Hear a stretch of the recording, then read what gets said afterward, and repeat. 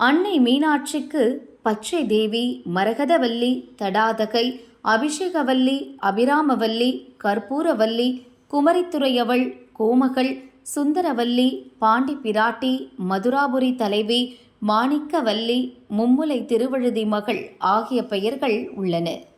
இருந்தாலும் அங்கையர்கண்ணி என்ற திருநாமம்தான் மீனாட்சிக்கு பெருமை சேர்க்கிறது. மீன் போன்ற கண்களை உடையவள் என்பதால் இப்பெயர் ஏற்பட்டது. மீன் தன் முட்டைகளை தன் பார்வையாலேயே தன்மயமாக்குவதைப் போல் அன்னை மீனாட்சி தன்னை தரிசிக்க வரும் பக்தர்களை தனது அருட்கண்ணால் நோக்கி அருள் பாலிக்கிறாள். இரவும் பகலும் விழித்திருக்கும் மீன் போல இமை மூடாமல் நம்மை பாதுகாக்கிறாள்.